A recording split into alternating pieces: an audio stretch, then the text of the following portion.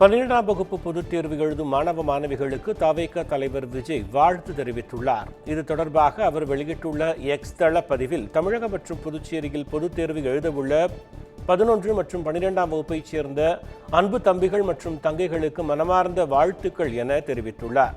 மேலும் பொதுத் தேர்வினை துணிவுடன் தன்னம்பிக்கையுடன் எதிர்கொண்டு தேர்வில் வெற்றி பெற்று வாழ்வில் சிகரம் தொட வாழ்த்துவதாகவும் குறிப்பிட்டுள்ளார். புதுச்சேரி குறிஞ்சி நகர் பகுதியில் சாக்கடையில் சிக்கிக் கொண்ட நாய்க்குட்டியை தீ அணைப்புத் துறையினர் பத்திரமாக மீட்டனர்.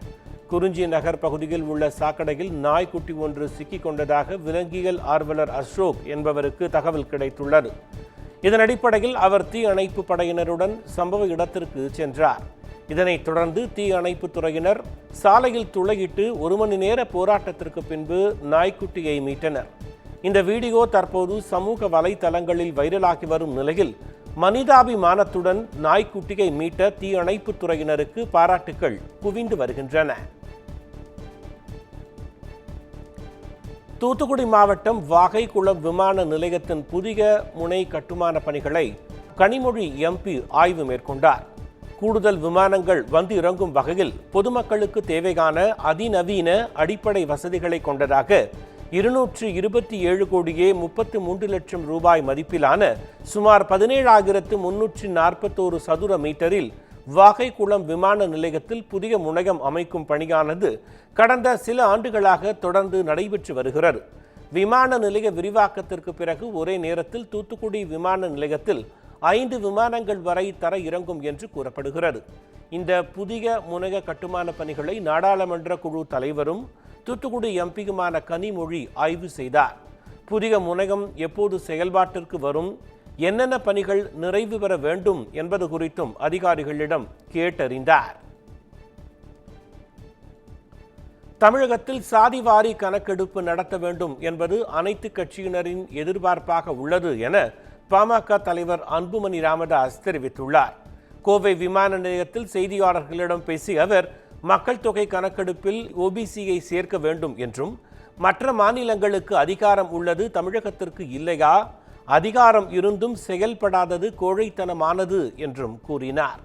தொகுதி மறுசீரமைப்பு அனைத்து கட்சி கூட்டத்தில் பாமக கலந்து கொள்ளும், மத்திய அரசு அதன் நிலைப்பாட்டை தெரிவிக்க வேண்டும் என்றும் அன்புமணி தெரிவித்தார். இன்று மருத்துவர் ஐயா அவர்கள் ஒரு அறிக்கை வெளியிட்டிருந்தார். அதில் கடந்த ஆண்டு அதற்கு முந்தைய ஆண்டை விட தமிழ்நாட்டில் பெண் குழந்தைகளுக்கு எதிரான பாலியல் வன்கொடுமைகளில் சீற்றங்களில் தமிழ்நாட்டில் 52 விழுக்காடு உயர்ந்திருக்கிறது. இது வெட்கக்கேடு.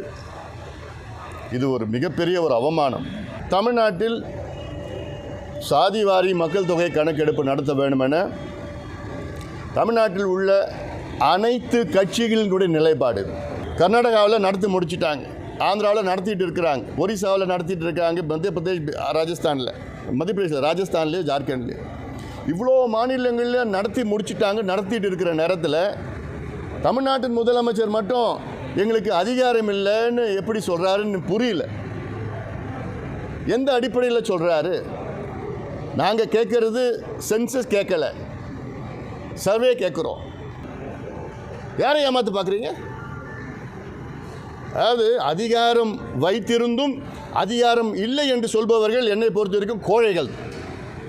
அதிகாரம் இல்லைன்னா கூட எனக்கு அதிகாரம் இருக்குன்னு சொல்லி நிறைவேற்றுறவர்கள் தான் வீரர்கள். இன்று நாடாளுமன்ற தொகுதி சீரமைப்பு விவகாரம் தொடர்பாக தமிழக அரசு கூட்டியுள்ள அனைத்து கட்சி கூட்டத்தில் தேமுதிக கலந்து கொள்ளும் என அக்கட்சியின் பொதுச் செயலாளர் பிரேமலதா தெரிவித்துள்ளார். கும்பகோணம் அருகே சிவபுரம் என்ற இடத்தில் தனியார் தங்கும் விடுதியையும் விஜயகாந்தின் திருவுருவச் சிலையையும் பிரேமலதா திறந்து வைத்தார். பின்னர் செய்தியாளர்களிடம் பேசிய அவர் அன்னை மொழியையும் காக்க வேண்டும், அனைத்து மொழியையும் காக்க வேண்டும், இதுதான் விஜயகாந்தின் கொள்கை, அதில் நாங்கள் உறுதியாக இருக்கிறோம் என்றார். வரும் ஏப்ரலில் தேமுதிக கட்சியின் மாநில செயற்குழு மற்றும் பொதுக்குழு கூட்டம் நடைபெறும் என்றும் கூறினார். மக்கள் நலனுக்காக தலைவர் எவ்வளியோ அந்த நிலைதான் எங்களுடையது. அனைத்து மொழியும் கற்போம், அன்னை மொழி காப்போம், அனைத்து மொழியும் கற்போம் அப்படிங்கிறது தான் கேப்டன் எங்களுக்கு சொல்லி கொடுத்துட்டு போனது. அதனால நம்ம தாய்மொழி தமிழ், அது நம் உயிர் போன்றது. ஆனால் நாம் மற்ற மொழிகளை கற்கும் போதுதான் இந்த மாநிலத்திலிருந்து வெளியே போகும்போது வேலை வாய்ப்பு கிடைக்கும், பல்வேறு வகையில் வருங்காலம் சிறக்கும் என்பதில் எந்த மாற்று கருத்தும் இல்லை. அதுதான் ஒரு கட்சிக்கு ஒருத்தருக்கு ஒரு நிலைப்பாடு உண்டு, அவங்க ஒருத்தர் கருத்து. அதுக்காக அவர் சொல்ற கருத்துக்கு என்கிட்ட நீங்க பதில் கேட்க கூடாது. தேசிய முற்போக்கு திராவிட கழகத்தின் நிலைப்பாடு என்ன அப்படின்னு நீங்க கேட்டீங்க. நாங்க உறுதியாக தமிழ்நாட்டுக்கும் தமிழக மக்கள் நலனுக்காக எங்களுக்கு அழைப்பு வந்ததின் பேரில் தேசிய முற்போக்கு திராவிட கழகம் அனைத்து கட்சி கூட்டத்தில் பங்கேற்கும். தெரியலங்க, இப்ப 234 தொகுதி இருக்கு. யாருக்கு எந்த தொகுதி என்னன்றது இப்ப நம்ம முடிவு எடுக்கவும் முடியாது, அதை சொல்லவும் முடியாது. நான் தான் ஏற்கனவே சொல்லியிருக்கேன், ஏப்ரல் மாதம் செயற்குழு புதுக்குழு முடிந்த பிறகு 234 தொகுதிகளுக்கும் தொகுதி பொறுப்பாளர்களை அறிவித்து தேசிய முற்போக்கு திராவிட கழகத்தின் சார்பாக எங்கள் கட்சி பணிகளை, எங்கள் கட்சியின் வளர்ச்சிக்கான பணிகளை நாங்கள் தொடங்க இருக்கிறோம். அதற்கு பிறகு கூட்டணியில எந்த இடங்கள், எத்தனை சீட்டு அப்படிங்கிறதெல்லாம் எப்போ முடிவாகும் போது அந்த தொகுதி எது கிடைக்குதோ அதற்கு யார் வேட்பாளர் என்பதை அந்த நேரத்தில் தான் நாங்கள் அறிவிக்க முடியும்.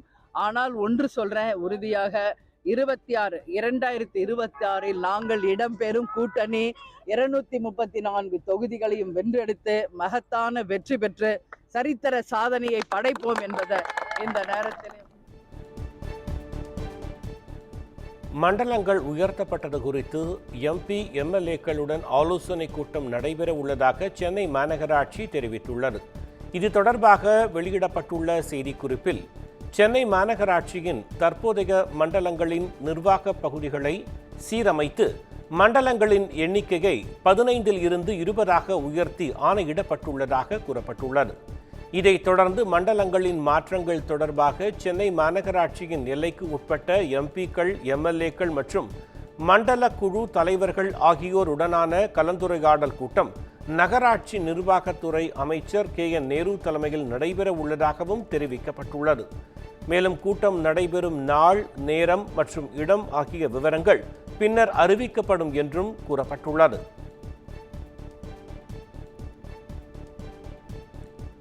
நீலகிரி மாவட்டம் பந்தலூர் அருகே கேரள மன்னர் பழசிராஜா ஆங்கிலேயர் காலத்தில் நடத்திய கொரில்லா போர் குகை கண்டுபிடிக்கப்பட்டுள்ளது.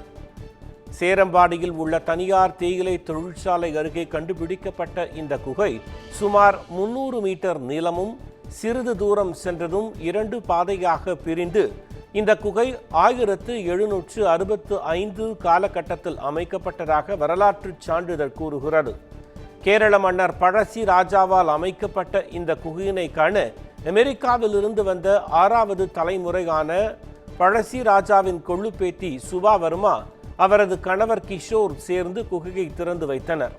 பின்னர் குகையில் வைக்கப்பட்ட பழசி ராஜா உருவப்படத்திற்கு விளக்கு ஏற்றி வழிபட்டனர். குகையை பார்த்து அனுமதிப்பதோடு சுற்றுலா தலமாக மாற்ற வேண்டும் என மாவட்ட நிர்வாகத்திற்கு கோரிக்கை விடுத்துள்ளனர். திருப்பத்தூரில் அரசு அதிகாரியை ஆபாச வீடியோ எடுத்து மிரட்டி பணம் பறித்த 2 பெண்கள் உட்பட 3 பேரை போலீசார் கைது செய்துள்ளனர். தருமபுரி மாவட்டம் பாலக்கோடு பகுதியைச் சேர்ந்த செல்வி என்பவர் ஹோம் கேர் என்ற நிறுவனம் நடத்தி வருகிறார். இதில் கிருஷ்ணகிரி மாவட்டம் மூகண்டஹள்ளி பகுதியைச் சேர்ந்த நளினி என்ற பெண் பணியாற்றி வரும் நிலையில் அவருக்கும் திருப்பத்தூரைச் சேர்ந்த மாதேஸ்வரன் என்பவருக்கும் பழக்கம் ஏற்பட்டதாக தெரிகிறது. இதனை சாதகமாக பயன்படுத்தி கொண்ட நளினி மகேந்திரனின் ஆபாச வீடியோவை காண்பித்து மிரட்டி 2,30,000 ரூபாய் பெற்றுள்ளார். இதனை அடுத்து அந்த வீடியோவை தனது நிறுவனத்தில் வேலை செய்யும் விமல்ராஜ் என்பவருக்கு அனுப்பி பணம் கேட்கும்படி கூறியுள்ளார். இதுகுறித்து மகேந்திரன் அளித்த புகாரின் பேரில் 3 பேரையும் போலீசார் கைது செய்துள்ளனர். கேரளாவிலிருந்து கோவைக்கு லாரியில் கடத்தி வந்த 99.2 கிலோ கஞ்சாவை போலீசார் பறிமுதல் செய்தனர். 4 பேரை கைது செய்து விசாரணை நடத்தி வருகின்றனர். கோவை மாநகரில் கஞ்சா விற்பனை செய்வதாக போலீசாருக்கு ரகசிய தகவல் கிடைத்தது. அதன் அடிப்படையில் பிராண்ட் பஜார் கடை அருகே போலீசார் தீவிர வாகன சோதனையில் ஈடுபட்டனர். அப்போது கேரளாவில் இருந்து வந்த லாரியை நிறுத்தி சோதனை செய்தபோது லாரியில் மறைத்து வைத்து கஞ்சா கடத்தி வந்தது கண்டுபிடிக்கப்பட்டது. விசாரணையில் கல்லூரி மாணவர்கள் மற்றும் இளைஞர்களுக்கு விற்பனை செய்ய கஞ்சா கடத்தி வரப்பட்டது தெரியவந்தது. இதனையடுத்து 4 பேரை கைது செய்த போலீசார் அவர்களிடமிருந்து 9 கிலோ கஞ்சா, லாரி, இருசக்கர வாகனம் மற்றும் 4 செல்போன்களை பறிமுதல் செய்தனர். பின்னர் நீதிமன்றத்தில் ஆஜர்படுத்தி கோவை சிறையில் அடைத்தனர்.